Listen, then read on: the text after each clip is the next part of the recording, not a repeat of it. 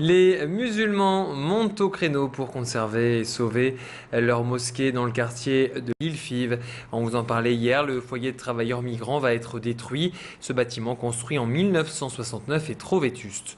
Problème, depuis de nombreuses années, les musulmans du foyer utilisaient une salle pour prier. Au fil des ans, près de 300 fidèles du quartier de Fives s'y réunissaient chaque jour, à tel point que cette salle a même été renommée par les pratiquants la mosquée de Fives. Dans le nouveau projet de réhabilitation, les gérants du foyer ont bien prévu une salle de prière qui ne sera réservée qu'aux résidents et non plus ouverte à tout le quartier. Hier, vous avez pu entendre sur notre antenne la déception des pratiquants. Aujourd'hui, je vous propose d'écouter la réponse du directeur de l'Areli, l'association qui gère ce foyer. Des propos recueillis par Élodie Bernachon. Ce projet de restructuration impose, puisque nous allons agrandir les logements, de réutiliser l'ensemble du foncier. Ce qui explique que dans le cadre de ce projet, nous avons besoin de démolir une partie de la salle de prière actuelle. Et donc nous avions prévu effectivement dans le projet, dans les nouveaux bâtiments, une salle d'une cinquantaine de mètres carrés pour mettre à disposition de nos résidents. C'est la fin d'une époque. La démolition de l'ancienne usine Stein a démarré à L'Isle-et-Lannoy. Pendant 2 mois, une partie des bâtiments sera rasée. À la place, un nouveau quartier devrait émerger d'ici 2 ans avec des logements, commerces et une zone d'activité. Un projet à 50 millions d'euros. L'usine Stein avait fermé brutalement en mai 2003 et depuis, certains salariés se battent en tant que victimes de l'amiante.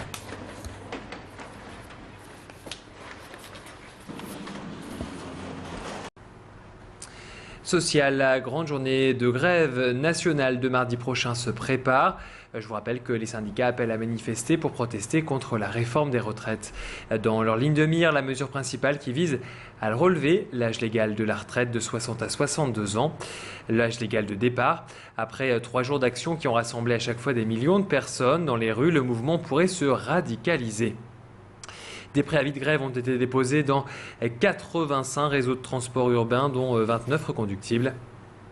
La CGT a également annoncé aujourd'hui avoir déposé des préavis de grève du 12 au 18 octobre dans la fonction publique.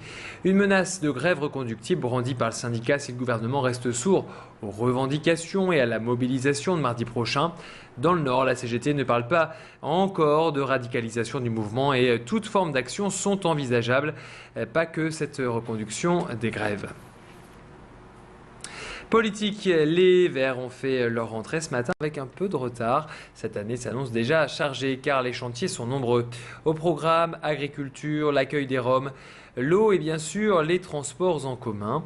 Les Verts ont fait partie de ceux qui ont dénoncé le manque de concertation sur le projet de RER annoncé mardi par Daniel Percheron, le président du conseil régional. Ils vont même plus loin. Selon eux, cette liaison Hénin-Beaumont métropole lilloise n'a pas été assez bien étudiée. Je vous propose d'écouter Slimane Tir au micro de Jean-Marc Courtin. Le président du groupe des Verts revient sur l'accueil des Roms dans la métropole. Nous sommes effectivement dans une conférence de rentrée qu'on a voulu faire après le moment de tension important puisque l'actualité était dominée effectivement par cette polémique et par ce débat de diversion autour de l'accueil des Roms. Nous avons souhaité depuis fin juillet, nous avons été les premiers effectivement à réagir, à être mobilisés, nos militants comme nos élus sur ces questions-là, privilégier une logique de responsabilité et la logique effectivement de l'urgence par rapport à la situation que connaissent ces populations. Vincent Lès et Sébastien Rolland ont atterri mardi dernier après cette course folle. Ces habitants de la métropole ont terminé 4e de la Gordon Bennett. Depuis plus de 100 ans, le principe de cette prestigieuse course reste le même. Parcourir la plus longue distance au-dessus de l'Europe en ballon à gaz. Vincent Lès et Sébastien Rolland étaient les tenants du titre malgré leur 4e place. Ils ont tout de même parcouru plus de 1800 km et ont passé près de 56 heures en vol. Vincent Lès était notre invité hier soir. Le pilote nous détaillait sa folle aventure. On l'écoute. C'est une aventure d'un autre temps, puisqu'on est juste porté par le vent. Là, ce qui était extraordinaire, c'est de partir d'Angleterre, de traverser la Manche, attaquer la Bretagne, attaquer le golfe de Gascogne et traverser de nuit les Pyrénées, tout ça porté par les vents. Donc évidemment, on est aidé par un météorologiste et un routeur. mais c'est un travail tout simplement jouant avec le lest. On va positionner le ballon dans un flux de vent pour aller le plus loin possible.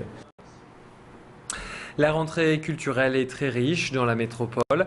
Le moins que l'on puisse dire, c'est que vous avez le choix. Exposition Edgar Degas au musée La Piscine de Roubaix, réouverture du LAM de Villeneuve-d'Ascq.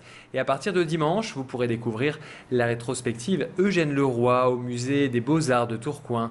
150 tableaux du peintre seront exposés pour célébrer les 100 ans de l'artiste. Des tableaux issus de grandes collections publiques et privées du monde entier. Le MUBA est déjà un musée de référence sur Eugène Leroy, notamment grâce aux différentes donations de la famille du peintre. Pour vous mettre l'eau à la bouche, la restauratrice vous propose de découvrir une œuvre. Le tableau que vous voyez ici, c'est donc La Poire, qui est une nature morte. C'est des œuvres anciennes. Et la particularité de ces œuvres, en fait, c'est qu'elles étaient conservées empilées les unes sur les autres. Elles étaient conservées sous la table de l'atelier d'Eugène Leroy. Et c'est vraiment des œuvres qu'il gardait dans un contexte privé. Il les sortait régulièrement à Noël pour les montrer à sa famille, à ses proches, à ses amis artistes. Et le défi de cette restauration, c'était justement de rendre ces œuvres qui étaient exclusivement montrées dans un domaine privé, de les faire rentrer dans le domaine public et qu'elles soient exposées dans un musée. Et des propos recueillis par Élodie Bernachon et Eugène Leroy, exposition du centenaire à découvrir au MUBA à partir de dimanche, et ce jusqu'au 31 mars. C'est la fin de ce flash, on se retrouve tout de suite pour la météo.